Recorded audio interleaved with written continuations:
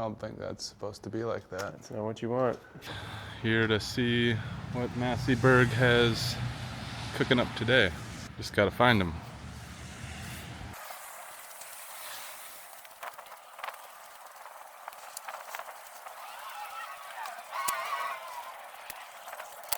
You've been working on the wrong house.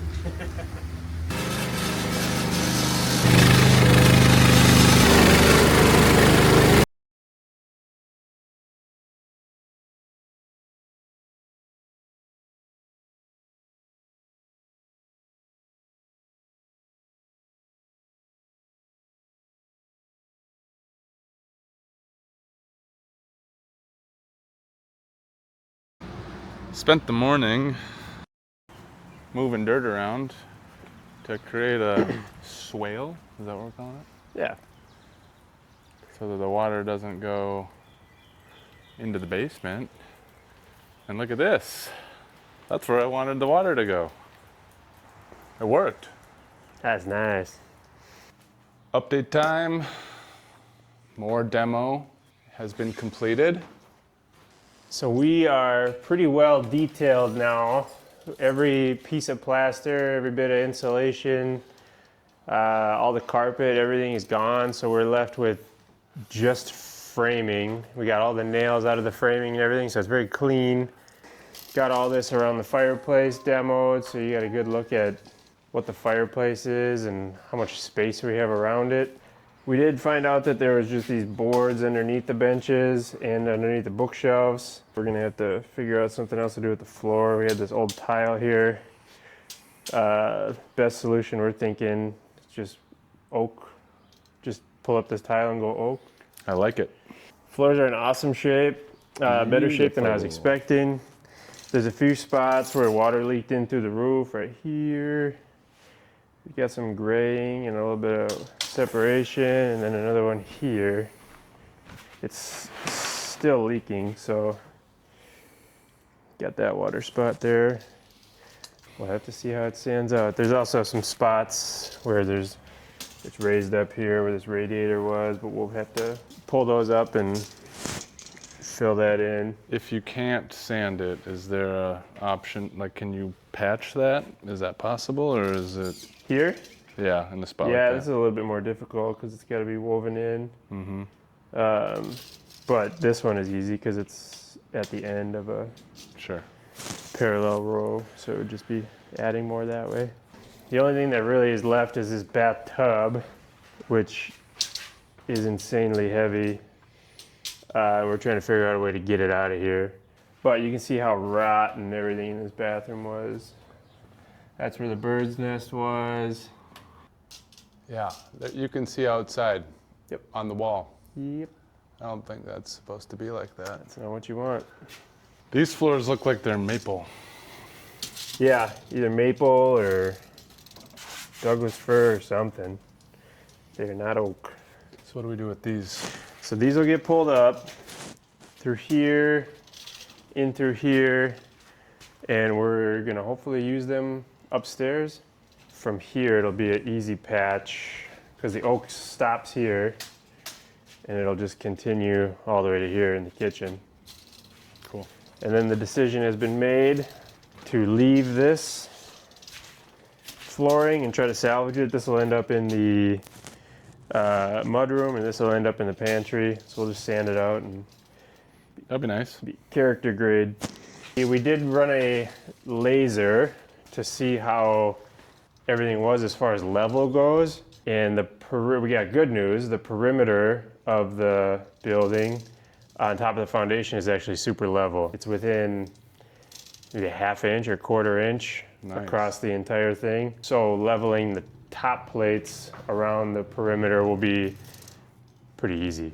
Interior dips kind of all over the place, but this is for sure the worst.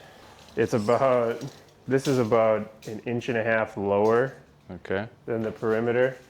So it dips quite a bit, and that's just where the post has nothing underneath it and sank. So we'll get that jacked up, and my next move is gonna be leveling all this interior to get it up to the same height as the exterior foundation walls. Nice thing is all these studs are uniform height, so when we jack everything up to level, it'll all level out at the top plates, so it should be Cool. These aren't sag. There's nothing on these ones because the ceiling joists are running parallel to them. Okay. It's the ones that are perpendicular to the ceiling joists, like these. Well, that one will be This gone. one's coming out anyways, but Yeah. this one is sagging a lot because of these ceiling joists are sitting on here. This one is gonna get a big beam put in it anyways. Okay. So this wall is gonna get mostly reframed. And then all the exterior headers gotta be redone because they're way undersized, and then they're gonna be carrying the load of the second floor, so. Interesting way that this place was built. I've never seen it before. They have two widths of foundation block. So this is the best place to see it because it's kind of cut out here for this basement area, but you've got a full width block that's basically 10 inches. And then you've got these 5-inch blocks. Yeah, so it's about half, and that runs for about 30 inches. So these 2x4s that are the exterior walls run for about 30 inches in front of these 5-inch wide blocks. So it's kind of like a brick ledge on a house, but it's for the exterior walls, which I've never seen before. These 5-inch blocks come up, and then that's what the floor joists sit on. Interesting way to build. I've never seen it like that. Cool. Hopefully it supports my house. It should hold. So you can see here, these are the two types of block. Oh. You got your 10-inch wide blocks up to here. Exterior wall framing actually starts on this top block here, and then it goes all the way up to here with these 5-inch blocks. So Seems like it's in fine holding. shape though. Walls are straight, they're not slanting in or anything. nope, so they did something right. Cool. Creative. Yep. Big piece missing over here. Jose and Ian went crazy and got the chimney there. out of here. Yeah, I remember there was a chimney here. Oh, I knew it looked more open. Yeah, right? So the chimney's gone. You can look all the way up. You get the chimney. Whoa! Yeah, patched with paper and tarp up there. So that was brick, and then it was field stone above the roof line. And that came apart super easy. So it was a pretty brittle chimney anyway. So came apart easy. We got all the bricks stacked back there to either be taken or recycled. And then we got all the field stone piled up because we're going to reuse that somewhere. Maybe a retaining wall, landscaping somehow. So most of these are good and will stay. Yep. So I got these marked out here where the blue squares are and the rectangles. This is all going to get chipped up. These are where we got to add more concrete. Okay. So we'll basically cut these out, dig down 12 inches, put in some rebar, re-pour some concrete, because we'll have another post coming down here. Then we got 2 more squares over there. That's going to support a lot of the load of the new staircase. So this is the one that's causing the floor to sag? This one here, yeah, and you can see Oh, that's not attached to it's anything. not sitting on anything. So this is floating. You can see gaps in here. So really the floor is holding up this post, not the post holding up the floor, which is not what you want. So we'll jack this up on this side and on this side and get it up. Nice thing about this entire girder beam is that it's going to have a 2x6 wall underneath it. So that's going to distribute the load of this entire girder beam. So things like this point load that are obviously not taken care of, we'll jack it up, build our wall underneath the whole thing and carry the load and distribute it nicely. Cool. So that'll be easy, and we'll be able to just cut this out and put a bottom plate that runs continuous all the way along. One cool thing is every single pipe and every single wire is gone now. So there's not the only thing left is this one water line that's feeding the 2 hose bibs. And that's it. There's not a... Yeah, there used to be some pretty gnarly plumbing right in this region. Yeah, we removed a ton of pipes and a ton of wire. Okay, we're back a week later. We got some holes in the floor.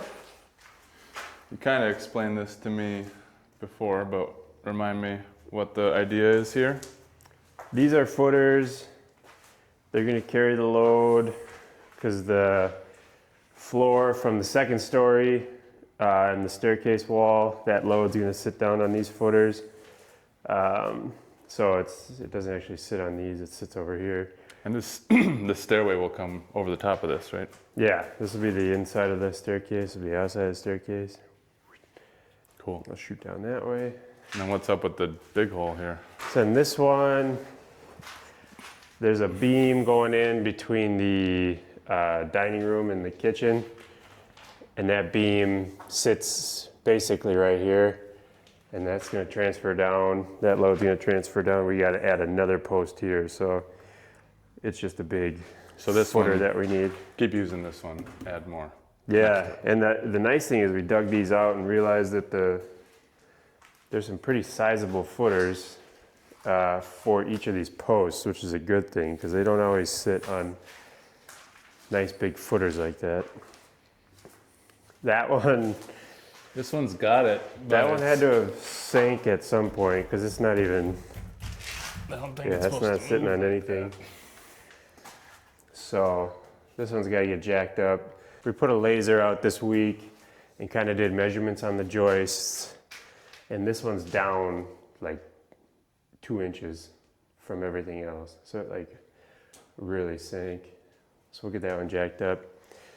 But like I said in an earlier video, I think the entire outside rim is within a ½ inch of each other, which is pretty amazing. Sweet. Yeah. You guys also cut a hole in the foundation wall and made this sick egress window. Yeah, so there was already a double basement window there. So we decided to make that the egress window. There's a double 2x8 rim joist here, so that was carrying some load, but it was sinking pretty good because there was nothing in between holding. So from here to here had the same elevation, and then this dropped like 1 inch from the height of those two. So we had to demo all this and then added a beam. We used that beam right there on the floor, which was the old garage header. Cut that up and then used our jack to jack up the middle here, get it high enough, get it level. And then this is also part of the garage header. Cool. So we're using those 2x12s everywhere we can. So we got, 4.5 inches of wood here. Got this 4x4 in, that's gonna stay, so it's gonna be 2 windows. That's gonna be really nice in the morning when the sun's rising. We're gonna do another one, not as big, but another one in this corner. This will kind of be the living room area. So get a little more natural light in here.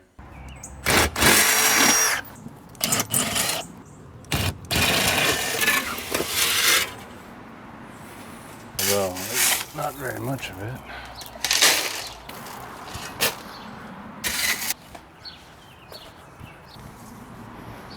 Day 2. Special guest star.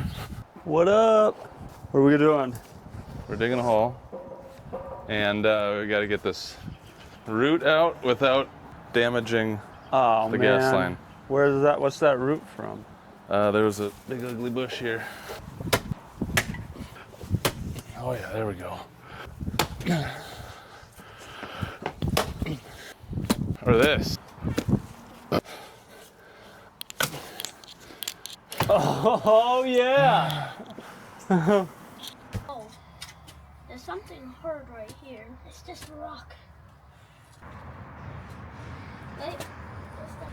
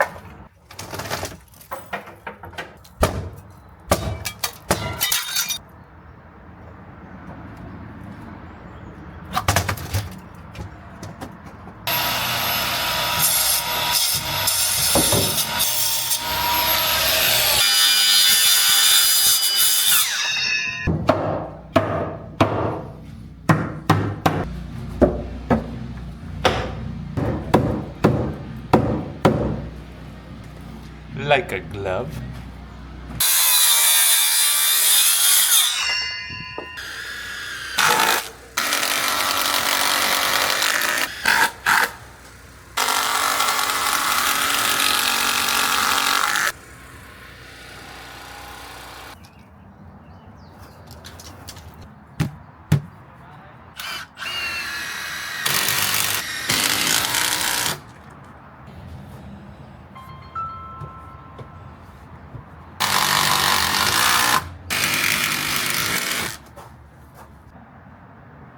And there she is. There's a hole in the floor, or in the ceiling, and a bunch of stuff on the ground. Yeah, so this was the bathroom. The reason we didn't demo it earlier is because we were gonna try to keep the tub intact, but it was just impossibly heavy, so there's gonna be no way to get it out. So basically these 2x8s had 2x8 cistered on both sides, and then had the boards across so that the mud bed could sit in it. And these are all the sisters here that got taken off. And so these are just original joists, and they match up with the rest of the house. This is where the tub spout was, so there was quite a bit of leaking. So obviously you can see that's not gonna hold anything. Yeah, I can't believe it held that tub. Yeah. Yeah, the tub was structural in itself, I think. So, we're gonna have to just sister something onto both sides of these and strengthen them up. And then we'll put new decking over the whole thing. Good. I noticed that there's quite a few pieces of carpet. We've been playing whack-a-mole with this Swiss cheese roof we got going on. It's been raining, so every time I come up here, there's a new drip somewhere. Oh, and every I time got it. I see another one. Yeah. And then we get ourselves a carpet Let square. me just get in there. Oh, maybe that one just got shifted. Just got moved. Here's the bathroom from the top side. We got some bathtub in here. Oh, Yep. there it is. So I've never seen a bathtub made out of this. Usually they're like cast iron or something like that, but it's like a super thick, like a stone or cement or something like that. That has to weigh. This chunk is like, I don't know, 20 pounds. Super heavy. And this is just a tiny little chunk. So it's like, we're never gonna get that thing out without a crane. Yeah. Things are Dumpster's almost moving. full, which is perfect because we're just about done cleaning. Next move is gonna be get the dumpster out of here, get that lumber out of here, and then dig a big old hole right here. All right. Till next time.